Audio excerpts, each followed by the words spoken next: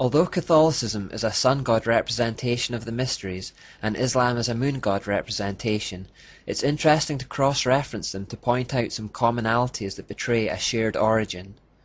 Since the end goal of Satan is to undo the scattering of Babylon and return the world to a single one-world religion, it is these kinds of commonalities that he will play upon to bring that unity at the end of time, not just with Catholicism and Islam, but with all religion that stems from Babylon. For example, let's compare the habit that Catholic nuns wear with the hijab that Islamic women are expected to wear. They're almost identical. Also, in both religions, people are taught to pray with beads. Just as Muhammad is said to have received his revelation in a cave, Mary is also depicted as living in caves or grottos in Catholicism. As I've already pointed out, this practice links them to the underground Babylonian worship of Nebo, who is said to have come out of the hole in the ground, and puts us in mind of Revelation 13:11 that talks about a beast coming out from the earth. The mysteries were often celebrated in caves or grottos, and this explains the origin of this practice today and why revelations from Satan are so often given in the darkness. In Fatima, Mary is in a cave. In Lourdes, Mary is in a cave. The Pope and Catholic followers enter into these caves to venerate her and thus perpetuate the Babylonian system. Today we may also associate grottos with the secular Christmas character, Santa Claus. Department stores around the world create Santa's grottos around Christmas time and invite kids to enter into it to receive a gift. Again, this mimics a practice that has gone on for millennia. Although we've briefly looked at holidays already, we may revisit them in depth at the end of the study. Catholicism and Islam stand side by side around the world, often in places that were originally pagan in nature. Cathedrals and mosques are frequently built either next to each other, or the two buildings are incorporated into one. Cordoba in Spain is perhaps the most famous example of a cathedral mosque that was originally one and is now the other. It doesn't matter that the building was once consecrated to Catholicism, but is now consecrated to Islam, because both serve the same system. We have noted the sun symbolism in Catholicism. Even though Islam is the moon god version, they still have some sun imagery like on the ceiling of the King Abdullah Mosque in Jordan. Not entirely different to the concept behind St. Peter's Dome in the Basilica. The sounds of the religions are also similarly solemn. This is the sound of an Islamic call to prayer. أشهد أن لا إله إلا الله.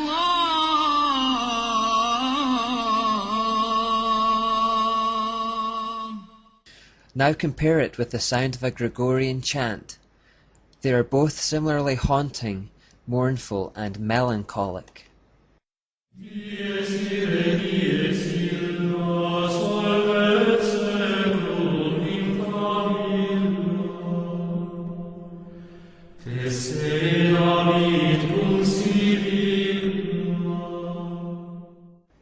Both religions also make use of the telltale satanic all-seeing eye.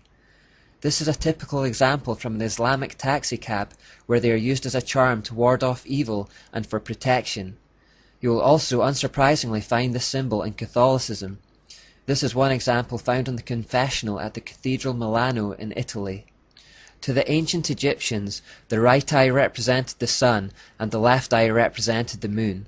That is why in Egyptian forms of the eye, it is surrounded by makeup that normally identifies it as the right eye, the eye of the sun god, Osiris or Horus to them. In this example, note the sun rays representing the supposed illumination that comes from the eye. One of the great ancient Egyptian temples was the Luxor Temple. Helena Blavatsky, an important occult figure that we'll look at later, said that within such temples, obscene acts of homosexuality were conducted as a form of worship to Set. Now the remains of the Luxor Temple still stand to this day, and within it you will find a multitude of phallic symbols that echo its original purpose. At the entrance, you will of course find the Asherah pole or obelisk. What is perhaps a little more surprising is that built into the Luxor Temple is a mosque. Some Catholics plainly see the similarities with Islam and are looking for a shared future based on the truth that they have the same origin. Vatican insider Dr. David Malachi Martin said that on the basis of a personal message from Mary to Pope John Paul II, he believed that there will come a day when the heart of Islam, already attuned to the figures of Christ and Christ's mother Mary, will receive the illumination it needs, a second Fatima, in which they will recognize him as God's true vicar on earth. Then with fellow travellers like the Church of England, the Episcopal Church, and others of like mind, the Pope could be worshipped as the infallible Holy Father by over 1/2 of the world's population.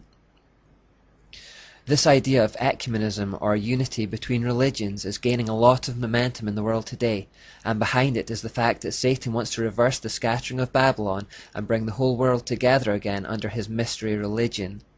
Given that the false religions of the world share the same root, they all have commonalities which are to be highlighted to achieve this end. The idea is to bring the world under the headship of the Pope, because he is the earthly head of the mysteries. Because of Muhammad's Catholic influence, Muslims already believe in Mary's Immaculate Conception and virgin birth. So high is their view of Mary that the Quran concludes she must be a goddess in Christianity. It therefore teaches that Christians believe in the Father, the Mother, and the Son. This is an error that comes by observing Catholicism's overemphasis on Mary as a deity. In fact, Father, Mother, and Son is the Babylonian Trinity. The Christian Trinity is Father, Son, and Spirit.